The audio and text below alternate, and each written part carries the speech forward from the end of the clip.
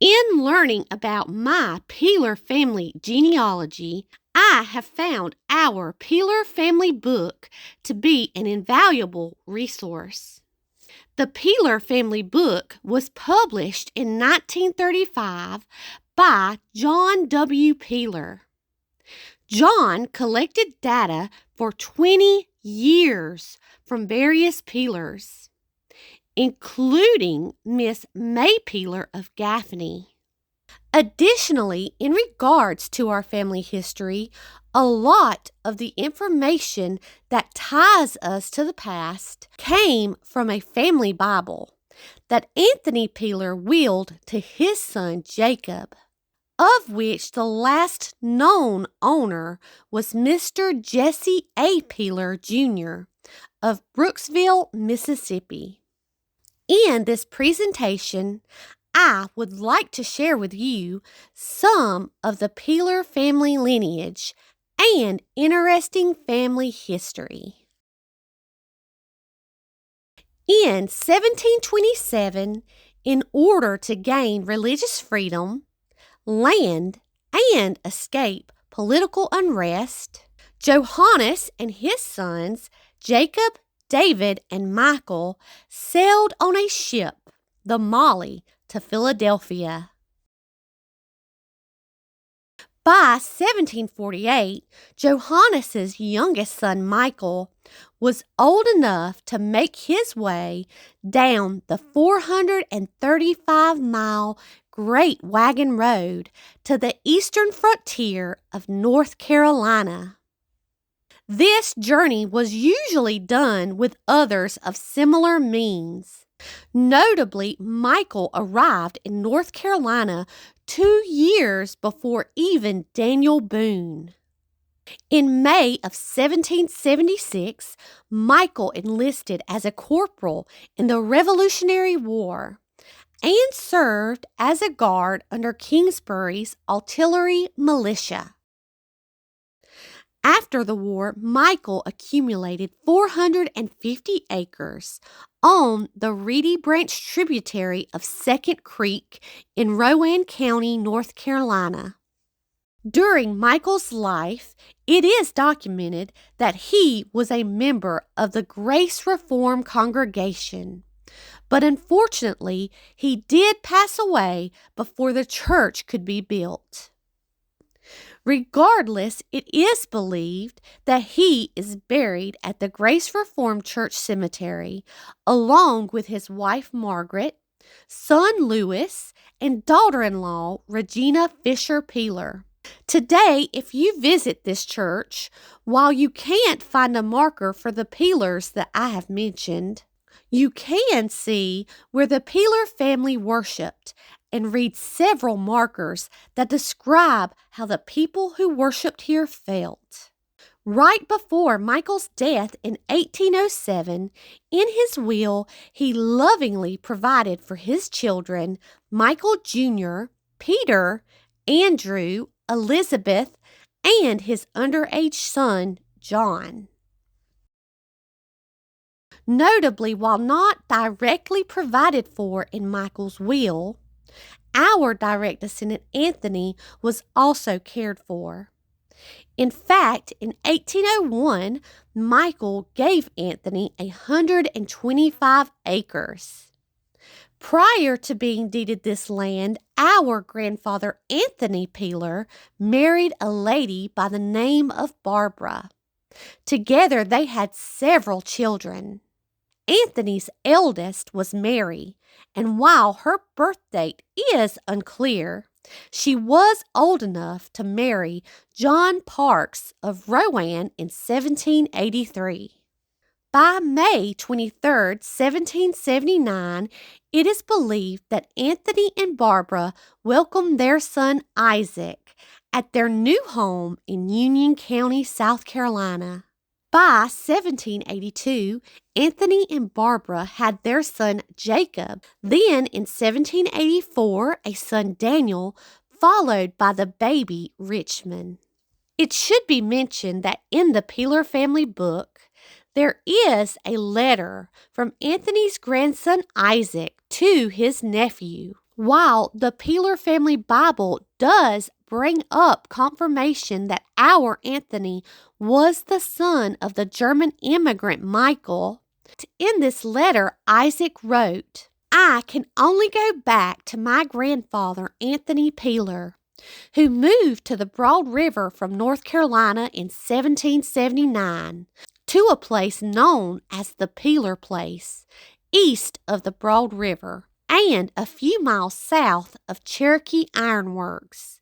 He was a native of Germany, hence the application of Dutchman applied to father by his friends. My first recollection of Uncle Daniel was living in the place and died there. I heard father speak of his two brothers, Jacob and Richmond. Jacob lived in Tennessee and Richmond in Arkansas. Uncle Daniel was the only of father's brothers I ever saw. He raised a family, names of but two I recollect, Daniel and Aaron. Aaron died in Georgia and Daniel in South Carolina. Unfortunately, this letter raises more questions than answers, as Isaac proclaims that Anthony was an immigrant of Germany. This would either mean that the Peeler book is incorrect about Johannes being our patriarch, or Isaac just didn't know. Regardless of which account is correct, today you can visit our grandfather Anthony, who is laid to rest near Cherokee Falls. Of Anthony's children, we are directly related by Daniel, who on April 24th, 1840, married Lavisa, pronounced Louisa, Leake. Louisa was the granddaughter of Sir John Leake, a descendant of the notable Sheriff of Nottingham, and the daughter of John Leake. Louisa's father John was born in Dudley, England in 1754 and ran away to America, where he served as a patriot for 3 years.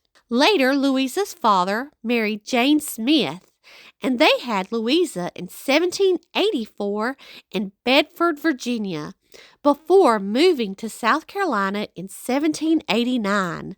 While in South Carolina, they established a large plantation that embraced the famous Cherokee Ford. During Daniel and Louisa's marriage between 1822 and 1832, they had Aaron, Anthony, David, Daniel, Elizabeth, Matilda, Mary, Annie, Christina, and Louisa. When Louisa passed on July 26th of 1855 at about the age of 71, it is said that she was buried at the Cherokee Falls Peeler Cemetery with her husband and our grandfather, Daniel, who passed away on April the 28th of 1840 at about the age of 56. Of Daniel's children, we are related by his son, Anthony, who married Mary Ann Lockhart. Mary Ann Lockhart was the daughter of John and Mary Margaret Patrick Lockhart and the granddaughter of Gabriel Patrick Sr. and Margaret Patrick, of whom all are buried at the Patrick family burial grounds. Together, Anthony and Mary had 7 children between 1830 and 1847. They included Lavinia, John Rufus, Daniel Marion, John Newton, Mary Ann Christina, David Smith, and Jasper Peeler.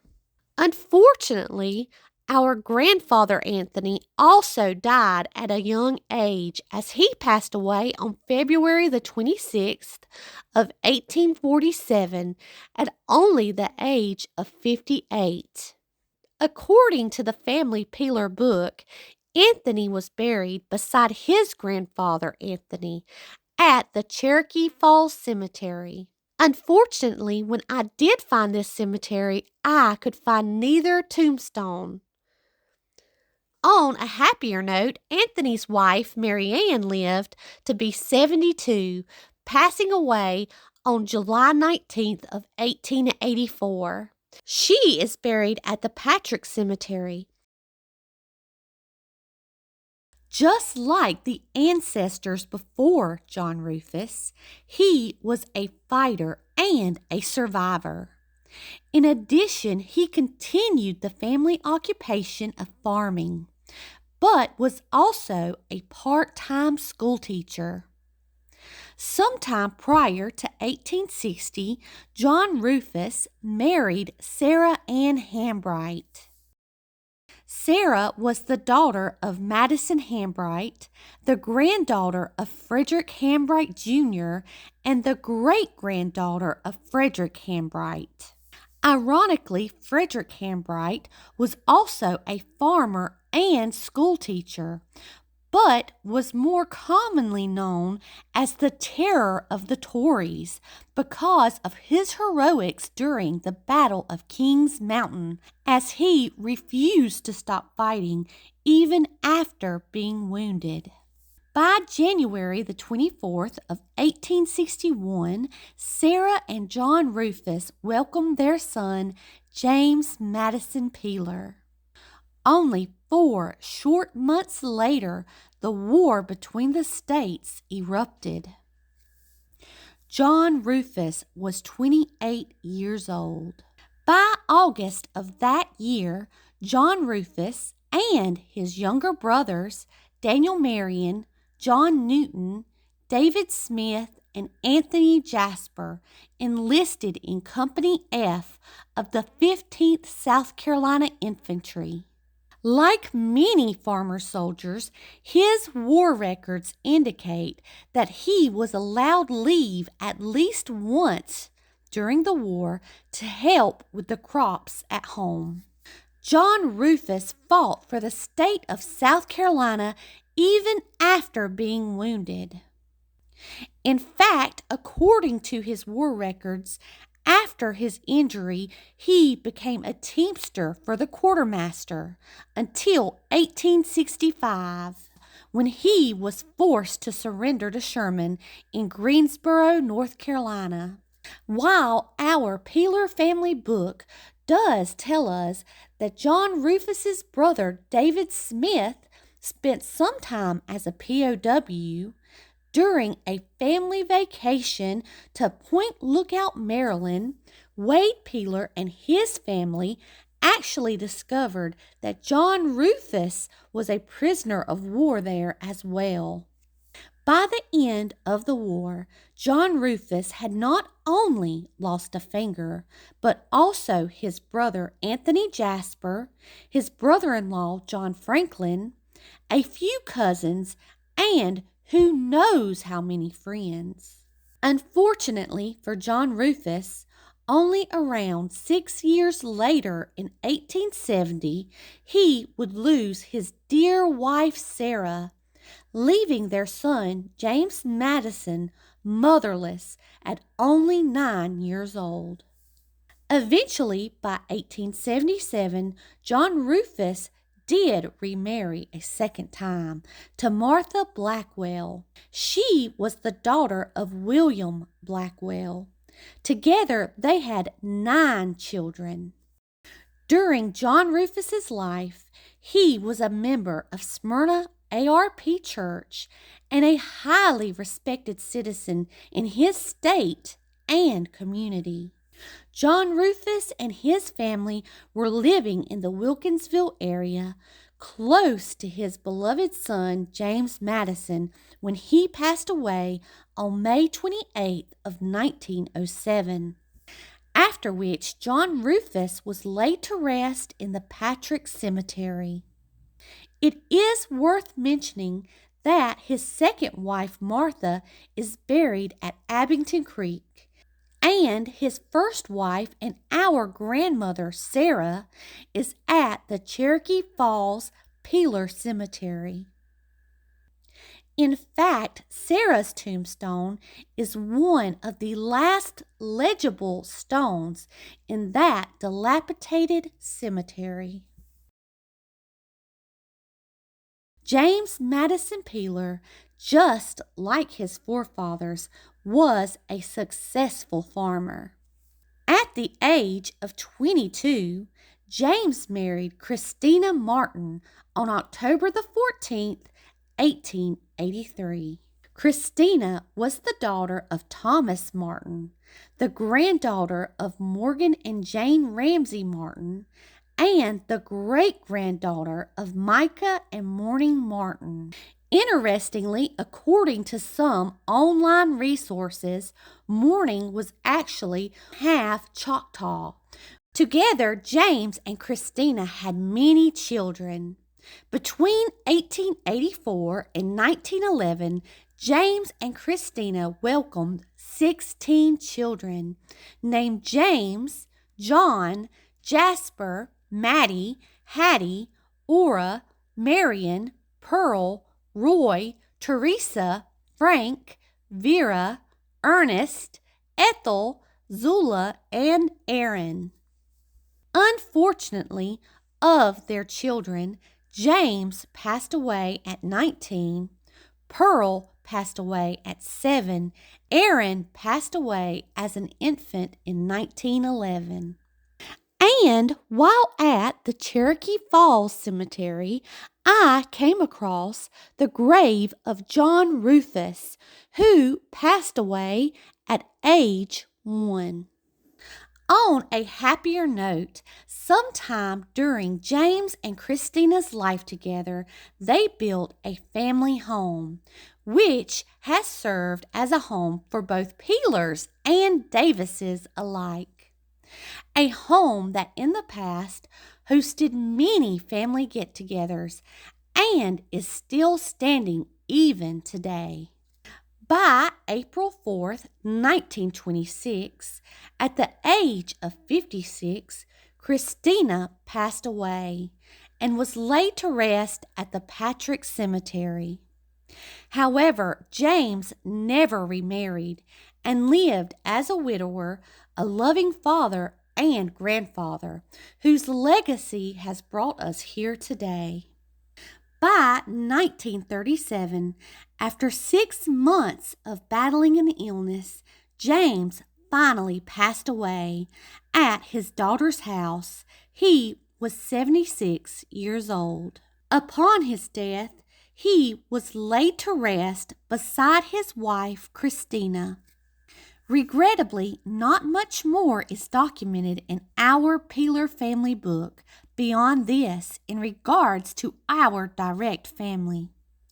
And while there has been attempts to update this book in the past, the efforts lack the detail and stories which make our family's history so special.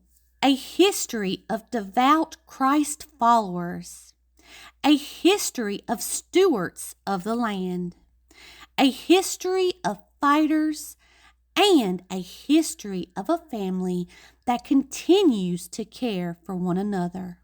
This is why today our family has decided to try and collect data to update our genealogy and keep the memories of our family alive for future generations. But to do so, we need your help in our collecting endeavor. If you are willing to share any knowledge that you have in regards to names, birth, marriage, and or death dates, especially regarding your intimate family relatives, it would be much appreciated. However, if you're not sure of any of those details, would you please consider sharing any photos or stories of those who came before us and those who continue to make the Peeler family great? If you have any information that you would like to provide, you can do so on the forms that we will pass out this year at the Peeler family reunion, or you can send the information to the Peeler Family Reunion P.O. Box at 361 Lynn, North Carolina 28750, or you can contact me directly on the Peeler Family Group Facebook page.